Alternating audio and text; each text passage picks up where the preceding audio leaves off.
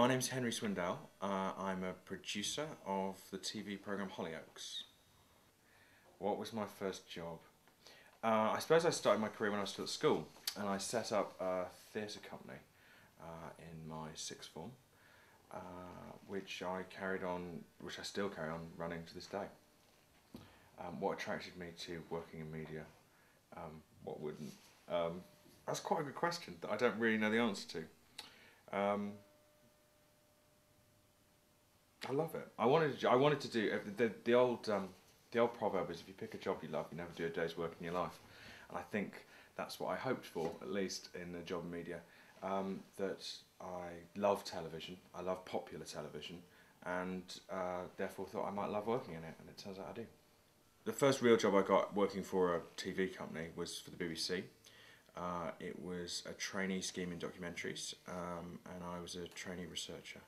I was a theatre technician for a long time.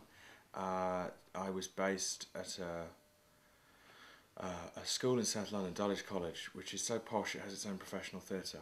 And the theatre's designed by the guy who designed the Cottesloe at the National Theatre in London and the Triskel Theatre, and it's a kind of mini version of those. And it's an all-boys school, and the boys would use the theatre during term time and holidays, during term time, and I would teach them, and technical theatre and work with them, and then weekends and holidays it'd be run as a professional theatre. So I helped the companies do their stuff, lighting their shows. I then realised I used to freelance around London as a theatre technician as well. I then kind of realised there was no money in theatre, and my father said, "Son, don't think it's about time you got a degree." So I went to university and did film TV studies in Surrey. And then after that, I applied for a job at the BBC, which was the big main way in to the BBC in those days, which was the trainee assistant producer scheme. I don't know if it's still running. Somebody suggested it was kind of last year happening. And I went through the most gruelling interview process of my life. I had to write 5 200-word essays on the state of television today. I then had to go in for a full day of interviews. I had to do a written exam, a face-to-face one-on-one interview. I had to do a group interview. I had to do a group brainstorming task, which was interesting. Although I can't use brainstorming anymore, it's not politically correct. It's got to be mind mapping or something. Anyway, so then I was shortlisted out of the last 12, out of about 12,000 or 1,200 or whatever the numbers were. I had to come in for another full day and had to do a written pitch for primetime Saturday night television, and in writing, and then I had to pitch it to this room of people. So there was the guy running the course, there was somebody from documentary, somebody from drama, and an independent observer in the corner, and there's little me straight out of university going, I don't know what I'm doing. Pitched this idea, which was possibly the worst idea ever pitched to a TV channel in the history of television. Obviously it then got grilled, and then had to do a normal interview after having completely failed this pitch miserably on what I thought of television today and why I should have this job. Anyway, needless to say, I didn't get the job and went back and worked in theatre, but in Nottingham.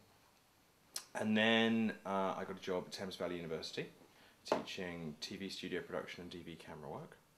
And then while I was there, I got a phone call out of the blue from the BBC saying, you applied for that job 6 months ago, whatever it was. We've carried the shortlist on. Do you want to come in for another written exam and interview?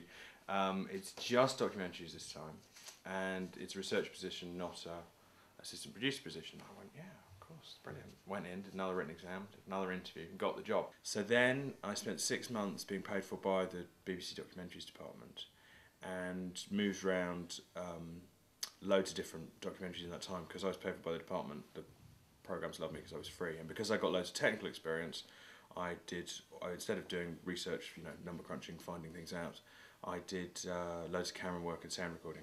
So I then stayed on in docs for another year and a half, or more maybe, and I did the full gambit of documentaries, from hard-hitting things about immigration right through to 2 series of What Not to Wear with Trini and Susanna.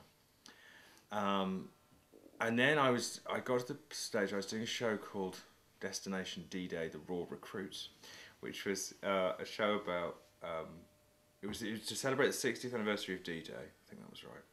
And we put a bunch of 18 to 25-year-olds through a modern-day equivalent of the same basic training they would have had for D-Day if they'd been conscripted at that point.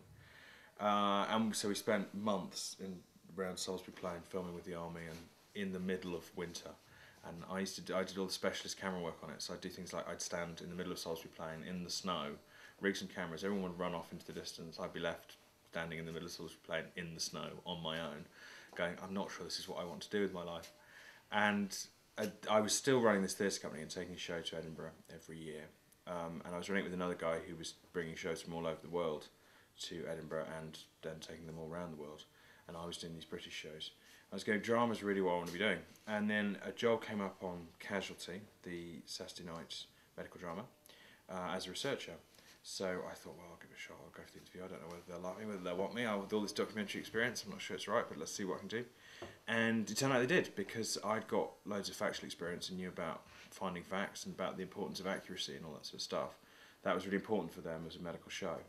So they brought me in as a researcher, and then I kind of worked my way up there in the BBC drama department. So I spent a lot of time on Casualty in various different roles, and some time at Doctors, the daytime drama. And then by the time I'd worked my way up to the series editor on Casualty, I then moved over here to Hollyoaks. What was the favourite type of TV show I produced? Probably this one. This is the favourite show that I've produced.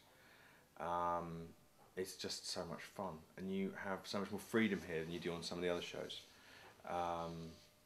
We can be as zany and wacky and out there as we want, but obviously while still trying to tell good stories and be truthful, you know, emotionally truthful. I think TV ratings at the moment are really really interesting, because they're all falling, apart from the figures on Hollyoaks. Obviously this is down to, you know, the reason the figures are falling is because of the digital revolution and multi-channel, and you know, the BBC and ITV can no longer rely on the fact that people can't turn over. So it's going to take shows like Hollyoaks that I actually do have quite a niche in the market. There aren't many shows for the age group we go for, and there aren't many shows as inventive as us. It's going to take more shows like Hollyoaks, I think, to keep the viewing figures stable, if not rising. So we normally storyline about up to a year in advance, if not more sometimes. We'll have story ideas that go on and on and on for years and years. But we film a month or two ahead of transmission. What are the advantages and disadvantages of working as a producer? Well, you don't have a lot of time for a social life. It's really long hours, obviously rubbish money. What are the advantages? The advantages of working as a TV producer, I get to do a job I love. I look forward to coming to work most days, and you know, and love what I do. I work with brilliant people, talented, enthusiastic people, passionate people, and we're all, you know, in the same cause and fighting the same war, and excited about what we do. So that's pretty brilliant.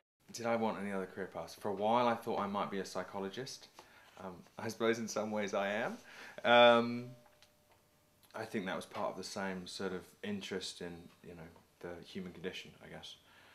That celebration of what it is to be human. Yeah, I thought I'd work in the theatre, fundamentally. I guess that's not massively different to what I do. But yeah. Oh, and I wanted to be a drummer as well. I really thought I was going to be the next Ringo Starr. The $64 million question. What would I say to somebody who asked me, how do I get a job in telly, or what should I do to get a job in telly? Well, I always used to say go and get a job in a bank, but I don't think that's such a good idea anymore. Farming, we'll always need cheese. Passion. Passion and balls is what I normally say. These are the two qualities you need to get a job in TV. You've got to really want it, because there are so many people out there who also want it. The number of media studies courses across the country has grown massively, the number of people on those courses, and each one of them comes out of it wanting a job. And then there are all the other people who haven't done courses, and the people who are coming out of school, and the people who did courses years ago and are still trying to find a job. So you have got to be the most passionate and the most committed person to getting this job. If you really want it, you will get it, but you've got to really want it. And you've got to be bolshy. You've got to go for it. You've got to take risks. You've got to put yourself out there, and go after what you want, rather than just going, well, I really want it, and then sitting home and not doing anything, or expecting it to come to you. you've got to chase it down and work hard and work for little and gain as much experience as you can.